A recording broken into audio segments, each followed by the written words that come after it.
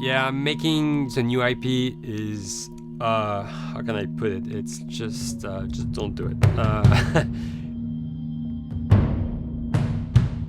It's insane. I mean, it's a very difficult process. You have more questions than you have answers, especially when you come from like you've been making Uncharted 1 and Uncharted 2, just kind of like now like things are going, you just kind of like good momentum, and then suddenly that momentum like just drops, it stops. It's a very challenging process to create a new IP, and you're gonna fail over and over again, but that's what it takes. New IPs are really hard. They're hard because you don't know what's fun yet. You're building new tech, new AI, establishing new characters, new art, all this. You don't get that controller in your hand for like 6 months to a year. You don't know what it is yet. I remember like ages ago coming on the project and what are the infected gonna do? Like, what are they gonna do? They're gonna behave like this. I'm like, okay, we're like trying to imagine what's gonna happen. Fast forward like 4 months, they don't do that at all because it didn't work, right? It's hard mode, right? Like it's game development on expert. There's a big thing about making a game, right? Which is a game has to be fun.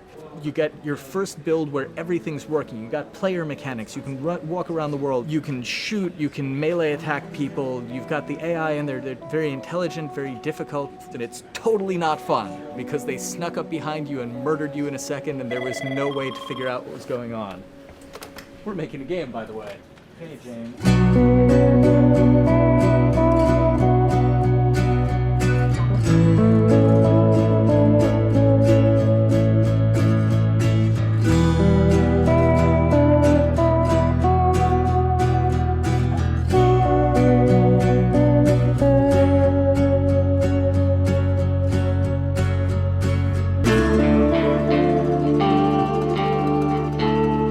The company has grown quite a bit since I started. I think I was the 12th employee or something back when we got started, but we've tried to stay true to those smaller studio roots. I've been here for 16 years. There's just no reason to leave. I just like the environment here. It's very non-corporate. I think the way we work on Naughty Dog is kind of special because we don't really like hierarchy or bureaucracy, and no one is really just a manager here. Naughty Dog has a very flat structure. We pretty much all report to the co-presidents and the game directors. I always tell people when we hire them, just like, my job is going to be able to trust you, and that's what I want. I want just to give you something and you go with it, and I know it's gonna get done. We believe in iteration, we believe in collaboration, and we believe in the people making the game working directly with each other.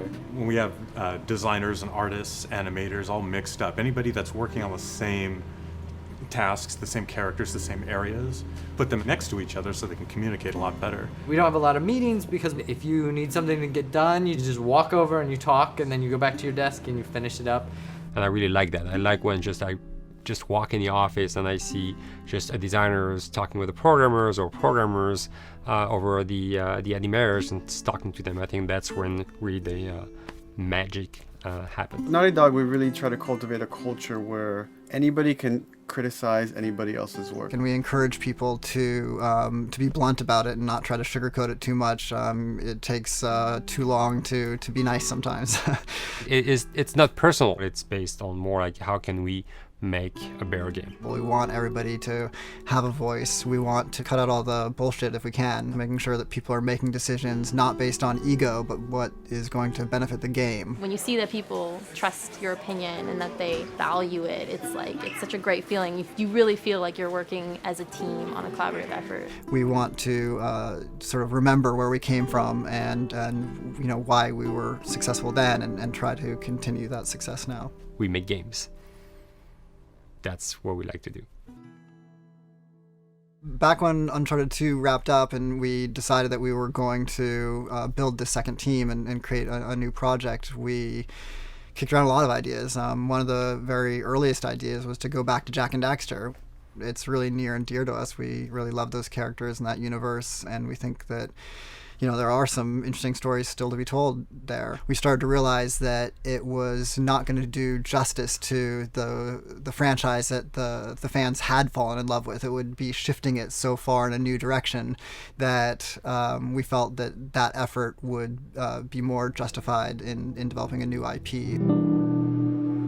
Neil and Bruce came to Christoph and I and said they wanted to do a post-apocalyptic game. I think the core essence of what they wanted to do, though, was to try to tell a story about two people and how their relationship evolved over the course of the entire game. That potential, oh wow, there is something very special about that game.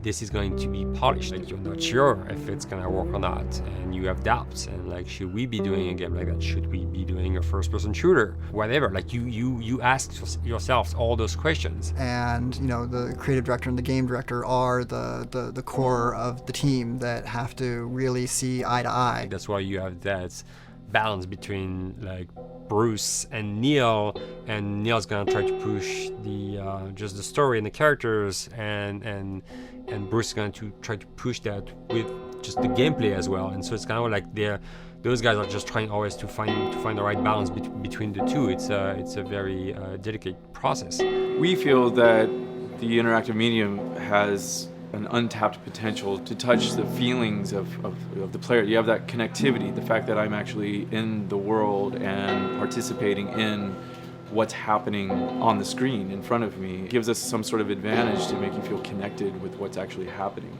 At Naughty Dog, that's what we're trying to do, is pair story and gameplay together.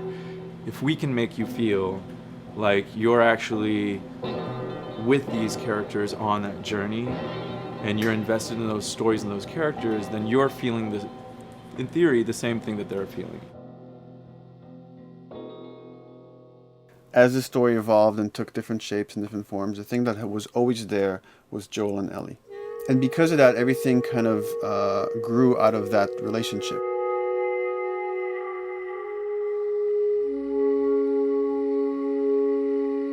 We've seen kind of that role of the anti-hero change, especially over the last 3 to 5 years, to where before it was like, the thick-neck mercenary kind of guy.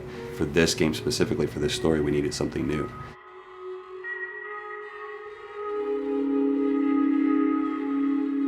The reason we didn't want to make Ellie Joel's daughter from the get-go is because it wouldn't have anywhere to go. Of course, at that point, he'd be willing to do anything for his daughter because that is what a dad would do for his daughter. If they didn't even know each other at the beginning of the story, then we start from scratch. It's almost like the player has the same relationship to Ellie as Joel does. And we could take our time to build that relationship between these characters. And if we do it right, then the player will be feeling that same growth that Joel does. And we're kind of mirroring that emotional relationship between the two.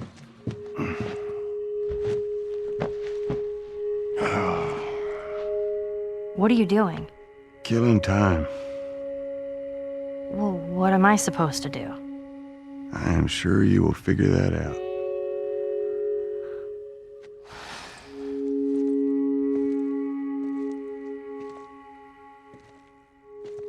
Your watch is broken. It's exciting that Neil wrote something like this, where he's like, I don't want to make the stereotypical characters. I want to make real people in this crazy situation and these forced to make decisions that are really tough. Like, what would we be like in those situations?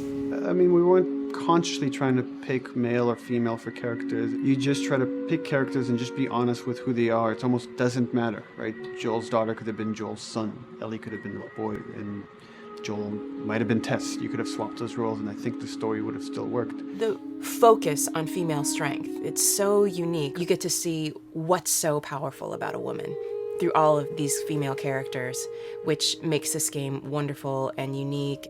There's a crew of Fireflies that'll meet you at the Capitol building. That's not exactly close. You're capable. You hand her off, come back, the weapons are yours. Double what Robert sold me. Speaking of which, where are they? Back in our camp. We're not smuggling shit until I see them. I want Joel to watch over her. Whoa, I don't think that's the I'm not best Ellie. idea. Him. How do you know them? I do think having a strong female character, especially like Ellie, is so rare in video games. And as a gamer, and more specifically a female gamer, it's frustrating to me because I'll see sort of the stereotypical female character where she's amazingly beautiful and huge boobs, and she's there to be either the love interest or just because they're like, well, we need to throw a chick in here. We've seen the strong woman or we've seen the weak woman. We haven't necessarily seen the empowered woman from this kind of standpoint. And there's that beautiful scene where Joel finds her inside the house and she's reading through this girl's journal going, is this really what they used to worry about? What shirt do I wear and what boy am I gonna go out with? You know, and to be met with those first world problems that we deal with every day and go, how trivial is all of this? I think it's gonna resonate a lot, not just with, you know, a female audience, but with a male audience as well. The thing that was intriguing to me after the fact is knowing that we're kind of creating a female action hero in a way, and this is her origin story with Ellie. To sort of be such a strong female character that is completely normal looking, regular t-shirt and jeans, and she's 14 and she is still a total badass, is really exciting to be a part of that. There's so few non-sexualized women in video games, especially in the main role, that we were kind of proud that we were creating one. It's very complex, and without the players knowing it, she becomes the protagonist by the end of the story.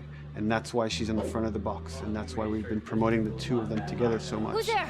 It is a dual protagonist game, and yeah, I guess I get nervous to think about it in that way.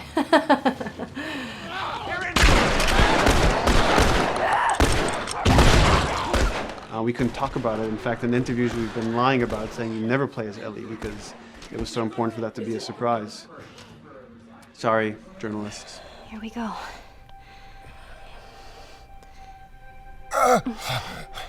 Sorry. Hold on. That's it. The tone of the game was set pretty early on that we knew that we wanted to make a really grounded story. We knew that we wanted to make the player feel the sense of tension and dread and go through the same emotional roller coaster that Joel and Ellie were going through. One of the things we kind of struggled with is to say, well, if we want to really ground this world and make it so like realistic, maybe we shouldn't have anything that could be perceived as a monster. Maybe like by just having an infection that just killed people, and it's all about humans and how they deal with this post-apocalyptic society and how different people decide to survive. Maybe that would be enough. And what we realize is because we're making an action game, a lot of the storytelling happens on the joystick. And once we remove the infected, it's like all of a sudden now we can't tell the story through gameplay of what happened to the world. And that's where we kind of went back and kind of brought the infected back in, because it lets you see, once you're fighting them, the threat that people had to deal with that otherwise would just be very cerebral and people could talk about it, but you couldn't necessarily experience it yourself. In a novel that might work, in a game for us, specifically an action game, it didn't work. And from there, when we start kicking around those ideas, and we're just like, what would be cool just to play? The early inception for it really came from a BBC video we saw called Planet Earth, where they were talking about a cordyceps fungus. This cordyceps fungus gets inside of the brain and controls these ants, and mandibles start chomping, they grow up to higher areas, cordyceps fungus sprouts out, and then it germinates. And essentially uses them to spread its infection and take over whole colonies, sometimes wiping them out. As soon as we saw it, we were intrigued by the idea of, what if it jumped to humans?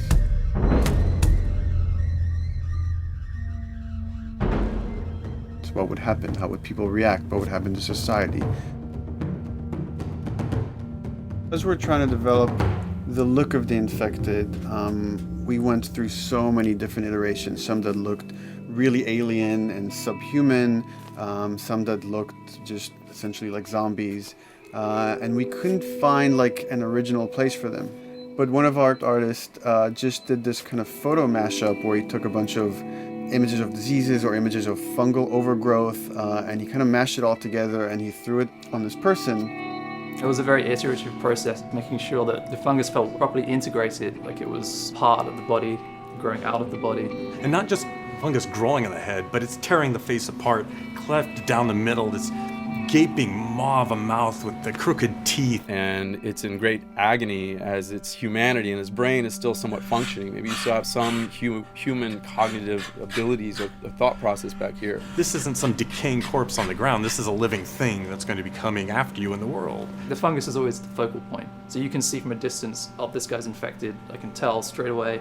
In fungus, they have these beautiful saturated colors, and we really like that conscious of this something so horrific that it's going to like stop at nothing. It's relentless force of death, and yet elements of it are beautiful. It's not just about gore. It's not just about everything about it being scary, because to us it's actually scarier when things on it are somewhat benign or somewhat beautiful. It was evident that we were onto something that was quite a bit different and something that we hadn't really seen before, which was eerily human but very disturbing.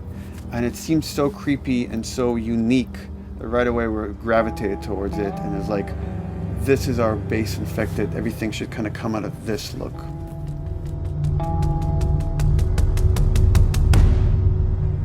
So once we had this idea of the face-splitting kind of look that eventually became what we called the clicker stage. We went to great lengths to create a full biological cycle for these things. So in the early stages, you don't actually see too many signs of the fungus surfacing out of the skin. It's kind of underneath it, like people have lumps starting to show. The eyes will be kind of cloudy or lopsided because the fungus kind of originates inside the head. That moves into the next phase, which is the clicking phase. And if they mess with the eyes, we end up saying, well, how do they get around? Oh, echolocation. And they use a form of echolocation to track down their enemies. Just like bats, or even some blind people can see by making a clicking sound, a sound that on its own wouldn't be very scary. And then to associate it with something that people in this world are very fearful of, so that as you're exploring an environment, all of a sudden you hear this click, and you're seeing everybody just get frightened, just everybody duck, everybody hushes. Great.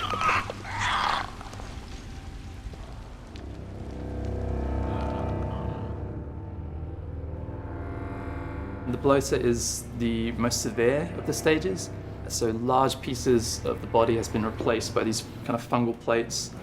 The fungus completely takes over the body and blooms. They're kind of covered in things that have been growing on them. Things like moss and like little life on life kind of. What the fuck is that?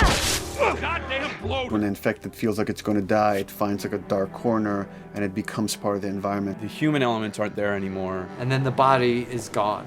They lay down and sprout and then spew spores. And if people can breathe those spores, they become infected as well. It all had to kind of make sense of how each stage flowed from one to the other. And that's hopefully how we've created a world that you can kind of look through it and understand the science behind it and say, I could buy this, I could get into this.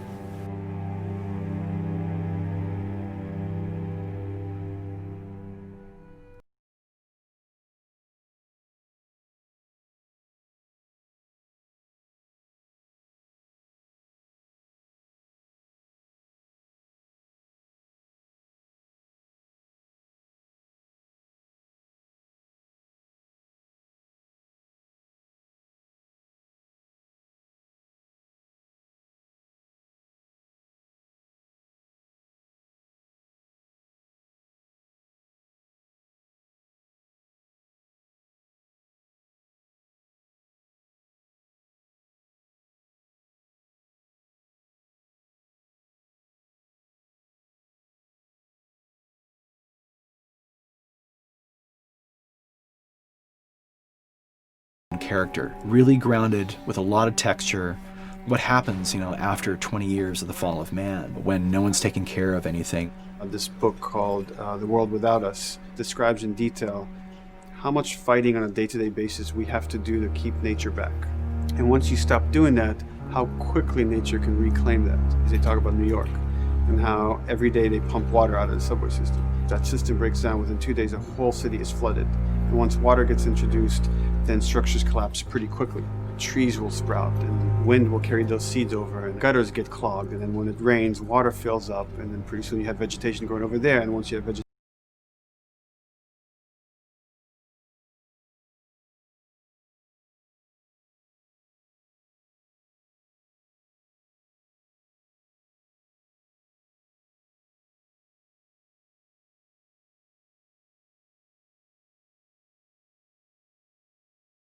rainwater filling up those sinkholes and then those becoming like little marshes with lily pads in them. We had this wonderful piece of concept art we developed really early on, and there are all of these wild animals that have escaped from a zoo and over the past 20 years have bred, and now they have herds roaming these cities. And that's something that tells you that life goes on and this world is worth saving.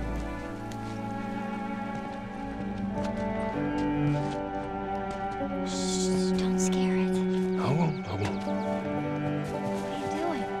There's something really pretty about nature reclaiming its domain once we are gone. So fucking cool. We have another level of OCD of the logic goes into some of these environments. Water damage seeps in, and then that creates some little moss growing on the floor, or a tree radiates energy from its base, and that over time starts to melt the snow around it. And that's the reason why you'd see those little rings of leaves showing through in the snow. That gives it that extra, believability. This is pitch art. I'll try to start with an idea that conveys sort of the feel of the environment. Something like this, very brushstrokey, very painterly. You can see not a lot of detail, just energy and conveying a mood. This is sort of just a conversation starter, and then this would be more of an actual space. So you start talking about, is this too tight of a space right here? Would the player even fit through there? Do we even want to include water? Those are conversations you start having a little bit later. And then it usually needs several more passes back and forth in order to be tightened up to be the experience that you would see in the final product. So, dude, I was actually trying to figure out right here, there should probably be some dead foliage. It might be cool to see some of the dead stuff around the edges of the green, or like even spilling out into the street. Maybe what we do is, in some of these areas, we use it as like a transition from the actual concrete to the side of the building. So like they're almost sitting on top of a bed of dead foliage, like that really rich kind of like orangey brown color. Sienna or something would be nice. Something real cheddary. That's how you know you're done. The end product often ends up being stronger because that bouncing back off somebody else gives you a result that maybe you wouldn't have even thought of in the first place.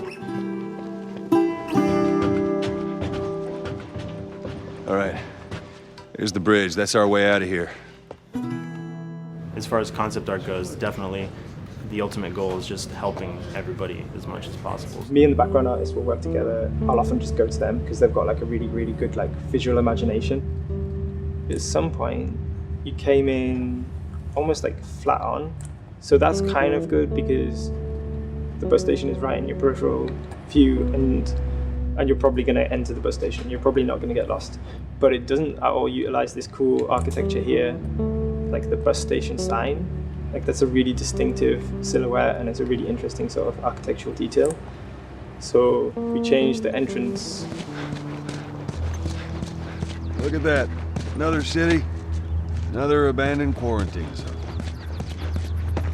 I think it's a better composition anyway. It's not so like symmetrical. And I think that was done so that this sign read better. If you didn't see the word bus on it, you might not know it's a bus station. So I think that helps.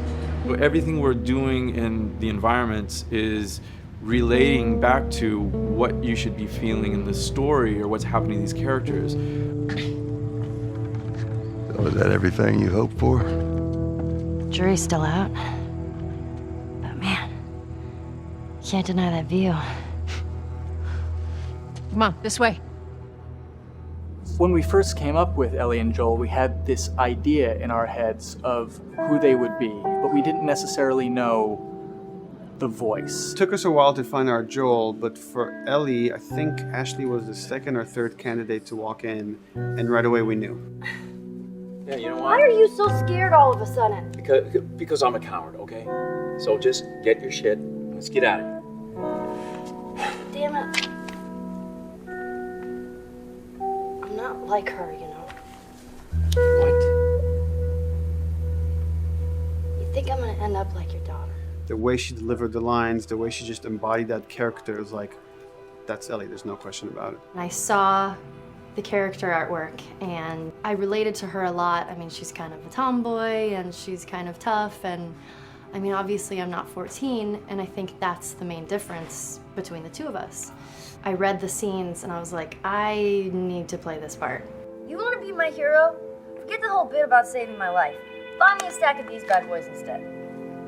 Where'd you get that?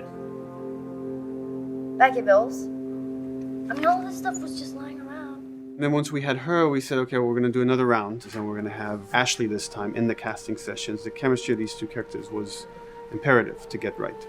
Troy was a really interesting casting for Joel, because when you see Troy, he doesn't look like Joel at all. You know, he's so handsome, and he had like, you know, the frosty hair and totally looked like Final Fantasy. And so I'm like, yeah, I don't know. He's like this tall, pretty, it didn't seem right. I walked into the room fully aware that I was the youngest person that they were seeing for this role. There was a line that was in the audition side that says that Joel has few moral lines left to cross. And so that became the anchor point to the character. But then as soon as he spoke, and he had the grit in his voice, warm, yet kind of dangerous. And his movement is just like, you bought into it. Why are you so scared all of a sudden? Because I'm a big coward, okay? Now pack up your shit and let's go. God damn it. I'm not her, you know. What? You think I'm gonna end up like your daughter? Lily, you are treading on some very thin ice right now. It was Ellie and Joel. after he read, it was just like that was it. I've done some video games in the past, but to be handed the mantle of a franchise like this was a pretty big honor. Is she alive? She's alive. She's David's newest pet. Ah! Where? In the town. She's in the town. You mark it on the map. It better be the same exact spot your buddy points to. Neil pulled me aside one day, and he said, I have some ideas. And as you're well aware, Neil is a little twisted. He came up with this character, and, you know, I just jumped at it. It was such a departure from everything I've done here for Naughty Dog, to say the least. Name's David. This here's my friend James. We're from a larger group. Women, children. We're all very, very hungry. To be able to put on a voice that, you know, hopefully a lot of people won't know, won't notice that it's even me. Because we didn't want it to be Drake. Drake eating people, that's a whole nother game. How did you put it? Tiny pieces. See you tomorrow, Ellie. You know, certain voices that I can do wouldn't fit the David's artwork, but he showed me the art, and I said maybe it's something like this, where everything's, you know, it's very quiet, and just, you know, he's not really sure, and the voice can break a little. And he just looked, he goes, yeah, that's it. So I'd love to tell you, we hashed it over and we talked. No, it just, I looked at the picture and I tried something, he said, yeah. A few weeks back, I sent a group of men out a nearby town to look for food. Only a few came back. And turns out that the others had been slaughtered by a crazy man. And get this, he was with a little girl. You see, everything happens for a reason. Claire. Ashley, she brought humor to it. She just has some really great comedic timing. The way she reacts to the things around the world with a little bit of sarcasm, that teen kind of like trying to get a rise out of you. Now watch your step as you're going out, because it's going to be a little... It just brought a certain levity to the story that the story needed. You didn't even realize it needed it until she started doing some of that stuff. Oh, I'm sure your friend will be missing this tonight. Mm-hmm. It's light on the reading, but it's got some interesting photos. Now, Ellie, that ain't for kids. Whoa! How the hell would he even walk around with that thing? Get rid of that. Well, hold your horses. I want to see what all the fuss is about. Oh, why are these all stuck together? I'm just fucking with you. Bye-bye, dude. Throughout the course of shooting over these past couple of years, Ellie and I have kind of morphed into each other, which I know sounds so cheesy. Neil always asks, he's like, well, what would you do in this situation? I think the most important thing that Ashley brought is a sense of capability to Ellie's character that wasn't there in the beginning. The very first thing we shot involved her being pulled out of a car and attacked, and Joel was supposed to go save her. It was written that Ellie sort of was just kind of watching on the side, just waiting till he was done, and I was a little frustrated because I was like, well, if this were real life, I would do something. We did a couple takes, and at some point she walked up to me and she said, I feel like I'd hit him. So we added in a part, like, you know, right there off the bat, she's not just this damsel in distress. Right there, she wanted to fight back from her very first day of shooting. We didn't have it right initially. She needs to be more capable than initially we thought she would be, and actually that made us go back and rethink combat and rethink a lot of the areas in the game, and now she was going to take a much more active part.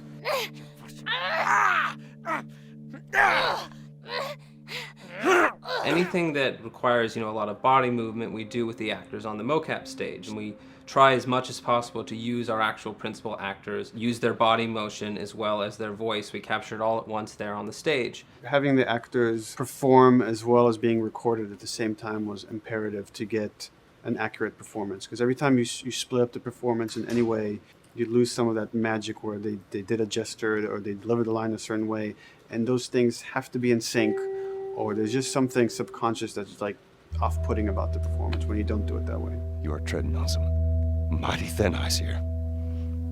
I'm sorry about your daughter, Joel, but I have lost people too. You have no idea what loss is. Everyone I have cared for has either died or left me. Everyone fucking except for you. So don't tell me that I would be safer with someone else, because the truth is I would just be more scared. It gives you the most authentic, most realistic performance, because you're actually there, not just making your own choices, but making your own choices based on the other people that are involved in that scene. So you get this truly natural approach to things, and it shows up. It's like theater in the round. You can do anything from any angle, and the smallest, most subtle thing we'll be able to pick up. There's no place to hide.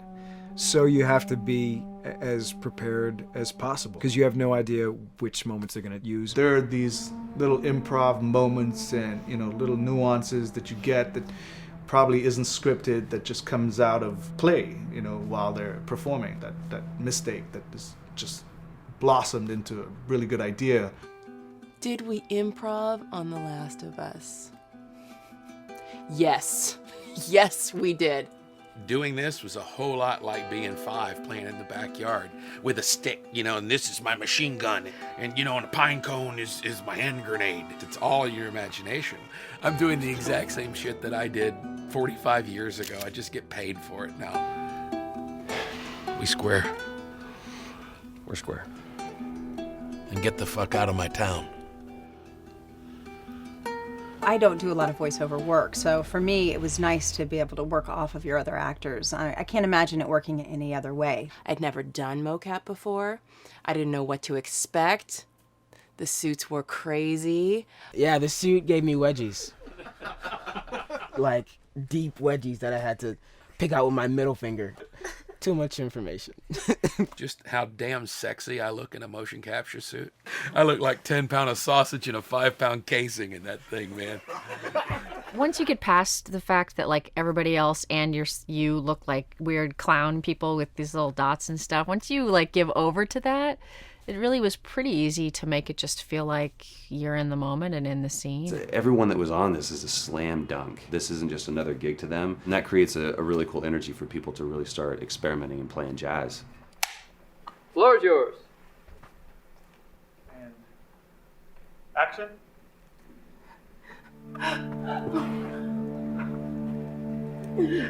Fuck off! Hey! Oh, let her go! Don't worry, this is fixable. But I can't come with you. Well, then I'm staying. Ellie, I want Joel to watch over. Oh, no. Bullshit, I'm Ellie! not She's going to. I could just take her to the North Tunnel and wait for me there. Jesus Christ. Just cargo, Joel. How do you know them? You know, we craft the scene out until it has a good feel, and then we pass it off to animation to clean it up. Real life motions don't necessarily always translate into gameplay. There's something that's usually missing, so we have to, maybe enhance the gesture or enhance the shoulder movements or a breath that you want to be able to feel, but you don't really see it, so you can't really feel it unless you see it. Is everything all right? Yeah, everything's fine. I could have him lean in here a little bit more, like this, take his hand down. When they're on stage, they don't necessarily have windows, so that weight of like really pushing and leaning in, it's something that we would have to accentuate. Give him a little bit more weight on that turn, or put his head down a little bit more. There's a lot of dialogue that gets said between the two characters. We have to bring that alive through animation, and we have what we're using as gestures. Why would they mow down all these people? Can't let everyone in. If you turned off the sound, you'd know that they were talking to each other. And that really helps accentuate the relationship that the two have together. We have certain animations that play in the beginning of the game on Ellie. She's traveling with Joel, who she doesn't really know. There's a lot of gestures to make her look nervous, just her overall stance. Later on in the game, they develop a relationship through the animation, not just the dialogue. You can see that she's more comfortable around him. If that reads well with the player, then, we're doing our job.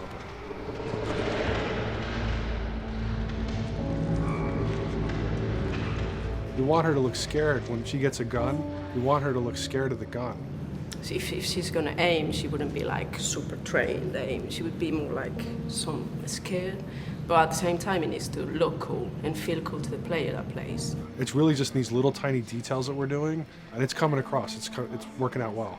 We don't do facial capture, we don't track eye movements on stage, it's just the motion capture data. Everything that you see on the faces is hand-keyed. As you can see, this is all of her mocap data. And so when I'm doing something like this, I go back and forth to the performance that she was giving, and I watch just this section over and over and over again. So this is our default face. I can make everything super extreme and make her all squinty and angry, turn her frown down. I can open her mouth, stick her tongue out. It's listen, watch. Okay, where's her mouth at this point? Like, is it open? Is she making like a grimace? About Tess. I don't even know. Here's how this thing's gonna play out. You don't bring up Tess. Ever. Matter of fact, we just keep our histories to ourselves. We shoot all of it to just get the body motion, and then we'll do a second pass with the cameras. The scene's playing back on an overhead projector, but it's also playing back on a monitor that's attached to my rig. Sean and I would go to the stage and motion capture the camera filming the scene, and so he would get a whole wide shot, a whole close-up for the whole scene. You can change your lenses, you can use your standard 35, 85, 50s, whatever, all that sort of live action camera cinematography, you can apply it on stage. We make sure to go back in and add flaws. We keep the confinements of the room so the camera can't go past a certain wall, because then we have this cheated perspective. If the cameraman bumps into the wall, we keep it. Missing focus hits when you're pulling focus, going too close to a character and reframing, those little moments in there kind of keeps it very cinema verite. If everything was too perfect, you wouldn't be able to put your finger on it, but you'd be able to feel it. It would just feel off. It's very much about grounding it, despite having the option to do whatever we want. Being able to place the cameras anywhere we want after the motion capture gives us both advantages and disadvantages. The biggest advantage is it means that we just have to nail the best performances we can get, and the luxury is that we can always swap it. The 3D world gives you limitless opportunities with cameras and movements, exposures, all that stuff. Most of these cameras are sort of set up like real world cameras. So we have lens, we have f-stop that will create the depth of field.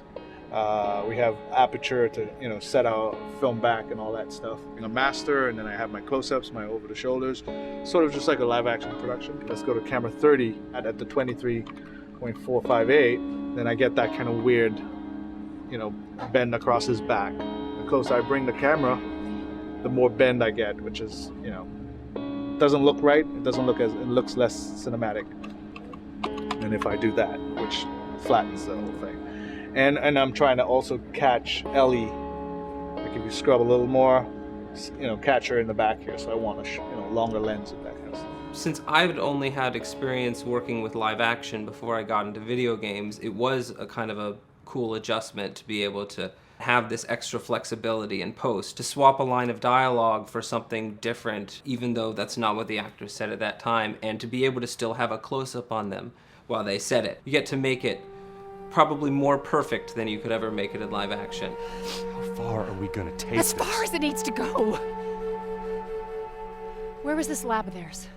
Because our actors are both the voice and their body, they get to play, they get to try things, they get to work with our director to kind of come up with new ideas, or even our director will have a new idea on the spot that wasn't there in the script, but realizing when he sees it, oh, well, this would actually be better, this might feel better. And those changes all just happen organically there on the set. He could even lead straight into his thing. It's like, no shit, yep, Tyler wanted to do that, so we rented 2 Harleys and drove cross country. Keep it pretty succinct, like we got the bikes, rode them cross country. Cool.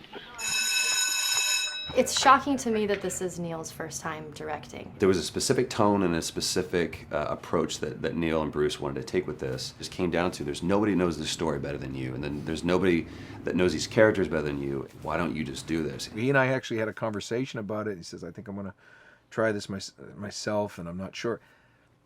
Neil was fantastic. The floor is yours. Okay, so remember, you've been running away from this turret-mounted truck. If you come to this dead end, you're going to look up and see a potential way out. And action. Check it out.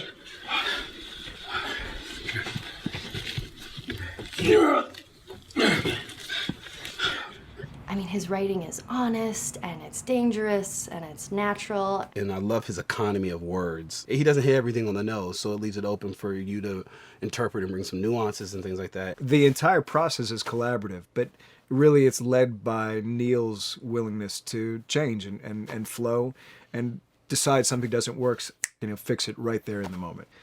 And it is something that's very foreign to the way that TV and film is done now, where everything has been micromanaged by the time you get it to the table read, and no one wants you to change anything, and everything's very precious and has been rewritten with notes from 20 people in suits, and you can't do that just anywhere in entertainment these days. Yeah, I want to make sure. I think I swung too far over to this way, and now it's a little bit of making jokes about it, and I need to bring it back to center a little bit. There's one scene in the game where we see Joel not as a ruthless survivor, but as a father. I knew from the very beginning that he was going to lose his daughter, and I just told Neil, I was like, when that day comes for us to shoot that, I need a heads up. About a week before, he said, it's time, we're going to do that scene. I was like, okay, because I knew that I was going to have to go to this place that you don't really want to go to as an actor. You want to find some aspect of reality that you can empathetically draw from, Troy and I were both kind of just like walking around for a while and just kind of getting into the zone, and well, my grandpa died when I was 8.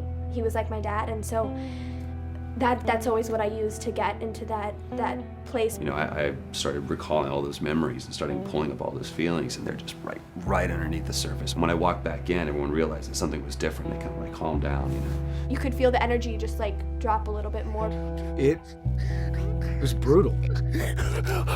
I lose my shit. I mean, just completely break down. Don't do this, please, God, no.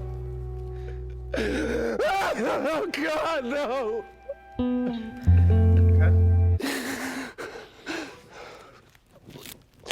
The soundstage was deathly still.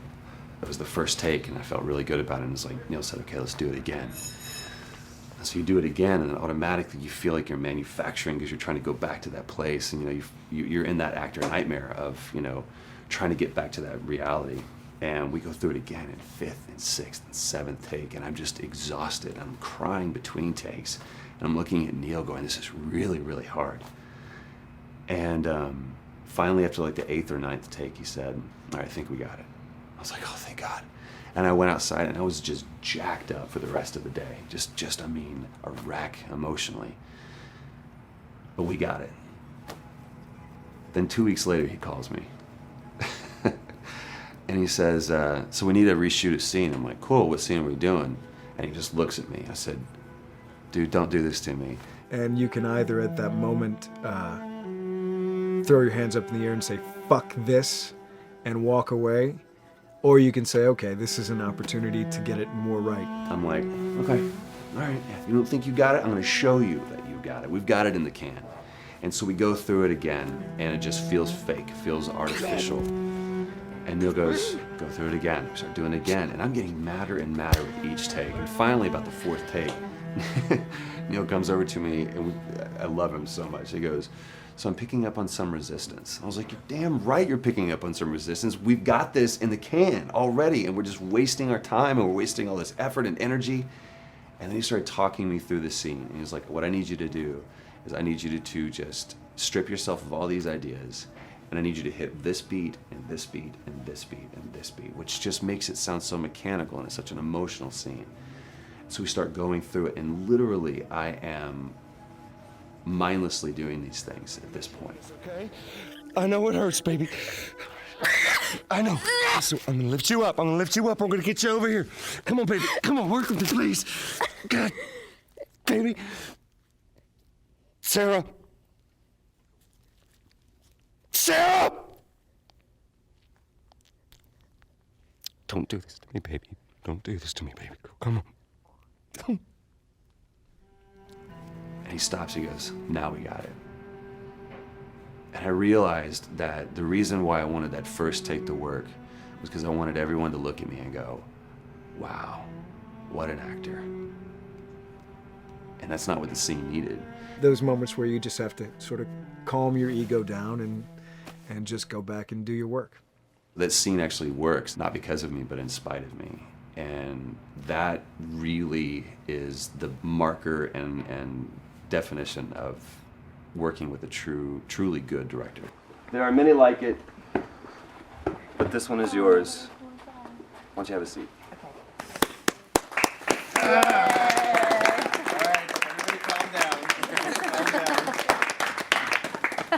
Thanks, guys.